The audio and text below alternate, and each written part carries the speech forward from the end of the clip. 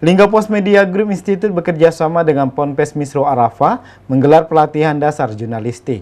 Kegiatan yang diikuti sebanyak 30 santri ini diharapkan dapat meningkatkan kemampuan para santri di bidang jurnalistik. Lingga Pos Media Group Institute bersama Pondok Pesantren Misro Arafah, Kota Lubuk Linggau menggelar pelatihan dasar jurnalistik dengan tema Santri Jurnalis Muda.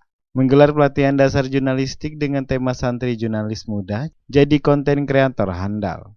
Pelatihan ini bertujuan untuk memberikan dasar-dasar jurnalistik, baik itu dari penulisan, teknik wawancara, serta bagaimana cara mengambil video untuk berita televisi kepada santri-santri Ponpes Misro Arafah. Kegiatan ini nantinya dijadwalkan berlangsung selama 3 hari mulai dari Selasa hingga Kamis 15 Juni 2023.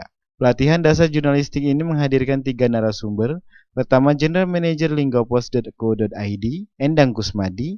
Kedua, General Manager murek.co.id, Budi Santoso, dan narasumber terakhir penanggung jawab Silampari TV, Patria Perdana Putra. Peserta pelatihan berjumlah 30 orang santri tingkat SMP dan SMA yang terpilih berdasarkan hobi dan basic menulis. Pimpinan Ponpes Misro Arafah, Buya Adil Fitrian Syah Musa, LC, mengucapkan terima kasih kepada Lingga Pos Media yang telah memberikan pelatihan dasar jurnalistik kepada santri Pondok Pesantren Misro Arafah Lubuk Linggau. Kemudian Buya Aidil menambahkan harapannya setelah melalui pelatihan ini dapat bermanfaat bagi para santri dan nantinya akan menjadi jurnalis yang hebat dan bertaraf internasional. Adalah pilihan daripada sekian banyak media yang bekerja sama dengan Misro Arafah dalam membentuk dunia jurnalistik.